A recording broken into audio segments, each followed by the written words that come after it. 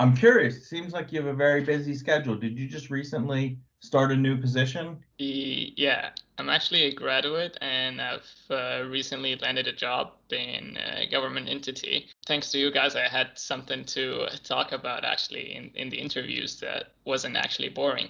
I gained a hands-on experience from the project areas, and I've also discovered that I have a passion for forensics. That's wonderful. Wonderful. What is your role title? What do you do for the entity, this government entity? So I'm a security analyst, but I have been deployed in threat intelligence. I'm responsible for handling basically the security for all the information systems for the government entities. So I do proactive security, and I handle incidents, and also we do forensics. That's incredible. It sounds very interesting. Are you excited? Are you good now that you've landed this new job role? Yep, I actually consider myself very lucky to land this role because I know a lot of my colleagues who actually applied to this entity, but they did not get accepted. They only picked very few. Wow, incredible. Congratulations.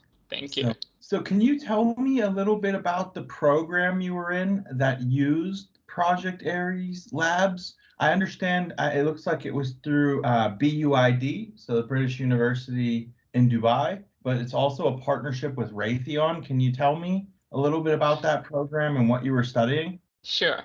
So I was actually lucky to have the experience twice. So my first time was with Raytheon. I was in cybersecurity intern, and what we did was a course on network forensics, and we also did the hands-on labs on digital forensics on Project Ares, which was Battle Room 9. We also had a incident response scenario, which was Battle Room 8. It was basically related to IoT and SCADA systems. So there was a cyber attack.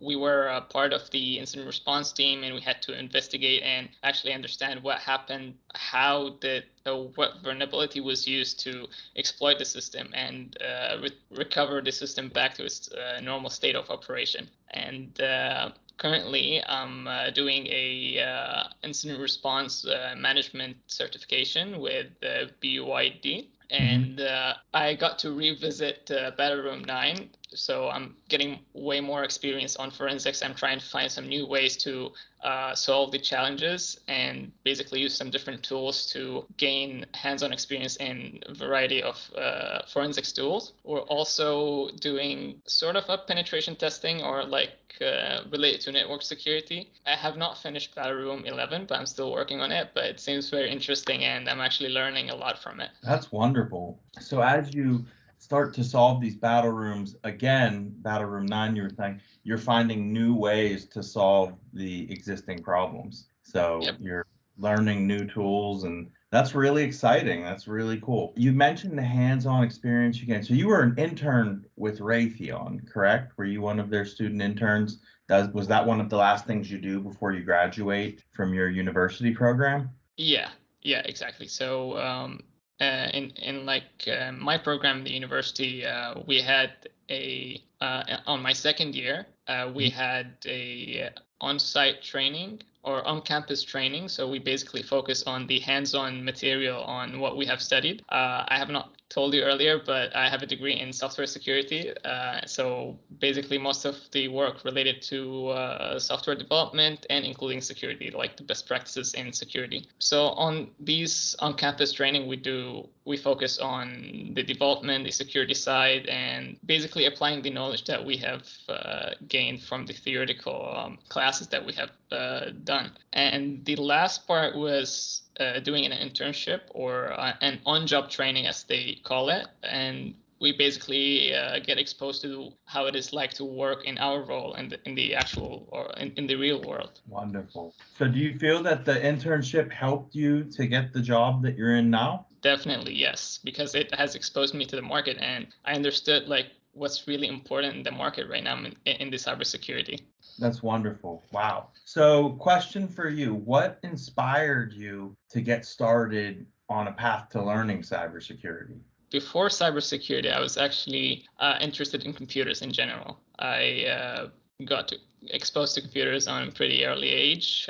My first operating system I was exposed to was Windows 98. So I found interest in computers, and I always wanted to understand how they work. Eventually, as I got into university and I got the chance to actually study cybersecurity, I've always saw like how we are transforming to a digital world. And so everything we do in our daily lives now is related digitally to some sort of computer or device that is programmed to do something. So computers are really very essential to our lives. And we have seen, like in the pandemic, a lot of businesses had to move online. They were forced to work remotely. And so we've seen a lot of cyber attacks, and a lot of businesses struggled during this time. It only made me to realize that cybersecurity is the future, and there's so much into it, and we just have to protect this technology that we keep on using in our daily lives. Wonderful. Yeah, it's a real world application. It's a real world need. How did you hear about the Raytheon BIID programs? How did that get started for you? With Raytheon, it was through the university. I was trying to find like different companies that provide internship. And when I heard about Raytheon, I've read about them. I was amazed with what they do. And we were the first batch of cybersecurity interns. It was amazing. And we learned so much. And the BIID, I've heard about it. I actually did not hear about it, but I was recommended, and I was sponsored by Raytheon because I did really well during their internship, and they thought that I deserved to be sponsored for it. That's excellent. They thought you'd be a good fit for the program. That's fantastic. Hear wonderful things about their program. I know it's very competitive and very challenging. So for you to get that recommendation, that speaks volumes. Congratulations. Thank you so much. So you've gone ahead, you've graduated, you've done your internship, you've got a job. What's next for you? Do you see yourself happy in your cybersecurity role, or do you have a dream cybersecurity role that you'd like to push for in the future? Actually, yes. And if I had the choice to choose what I would study, I would still pick cybersecurity. I basically reached to the point where I finally graduated and I'm working in what I love the most. And so I wake up excited every morning to go to work because I'm doing something that I really love. And definitely I have so many plans for the future. I'm planning to continue my studies and to pursue a master's degree in AI. I chose AI because it's like software security. It's basically open to everything. Like you can apply it in everywhere. And hopefully also after my master's, I'm planning to get my PhD, something related to AI. And along the way, I'm working on getting as much certificates as I can. And thankfully, as of now, I'm getting invited to attend trainings and certifications from everywhere. So I'm definitely very happy where I am. And I would definitely, if I had the choice, I would still pick cybersecurity again. That's wonderful. I'm glad to hear that. So do you have any advice for maybe some new students who might want to study cybersecurity, but they're maybe nervous or, on the fence? Do you have any words of wisdom to share with new students? Yes, definitely. So nothing is really hard. Like whatever we do, cybersecurity is one of the very interesting stuff, and you could see its importance and its applications everywhere nowadays. So if you really like computers, you like cybersecurity, just go for it. Go read books. There are a lot of courses online that can help you. It doesn't matter what you know. It only matters how serious you're willing to put an effort to learn. Myself, I had no background in anything related to programming or cybersecurity, but here I am. I've managed to learn a lot. I've landed a job and I'm still learning. So definitely you can do it. Right. You just have to have that desire and the hard work ethic. Clearly. Exactly. So inside of Project Aries, when you were working with Project Aries, you mentioned a few pieces of content. Is there anything that when you were newer to it that really jumped out at you and you thought, wow, that's helpful? Mainly the interface. I did not expect that actually someone would put so much effort in making it look really like attractive, and I'm a gamer, so it really attracted me, like the way everything loads up. Even like while you're waiting for your machines to load up, while you're trying to enter a room, everything is just, it puts you in that environment where it gets you excited to whatever is coming next. And something that was really helpful is the hints. So I have this thing where it's not just me. I feel like everyone at some point would get, frustrated when they are unable to understand a specific problem or like how to solve it. But then you have these hints that actually give you something that maybe you haven't thought about. And it really just help you. You just realize, oh, like, wow, I haven't actually thought of that. Mhm. It's really helpful, and if you get stuck somewhere, you're always going to be able to find a way through the hints. And overall, there are a lot of resources also that are available aside from the battle rooms themselves. They're really very helpful to read, and basically they give you the knowledge, even though like if you know nothing about the actual subject or what you're about to do. So it's more like a perfect platform to me.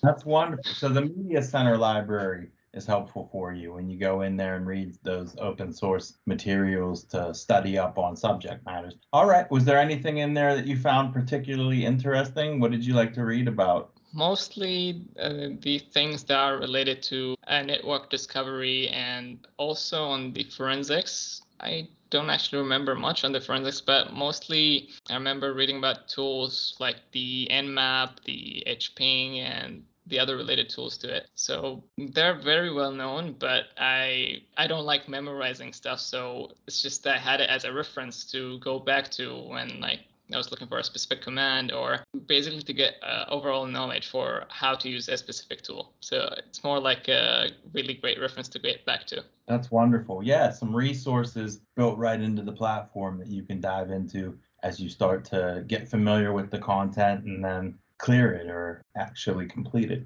So Exactly. that's wonderful. Well, this is great. I'm so happy to hear that everything's been working out so beautifully for you, from the internship to having a job that gives you satisfaction every day. That's what I wish for all the students that I talk to. So I'm so happy for you. Yep, it's perfect. It's actually an honor to be here with you today. Oh, it's pleasure is mine, and I thank you so much for making time. I know how busy you are, and really is an uplifting conversation to hear about what good things are happening to you. So keep it up. The last 3 days ago, I'm working on building an environment, and it's been it's been painful. Oh, well, a challenging job. It'll feel amazing when it's done, right? Sometimes It is, yeah. those Like problems. even though that it's really like painful to just go through the process, redoing the whole environment over again, just to avoid problems, and that it's interesting to me. I enjoy it, even though I'm suffering, but I enjoy it. I find it fun. A little bit of pain now for a lot of gain later. So think of it that way, and sure you'll be fine. You seem so positive. I think you'll be able to push through. Thank you again, Mohammed. I really My appreciate it. It was pleasure. a fun conversation. Looking forward to chatting with you again in the future. Likewise. All right, you take care. Will do, and you too.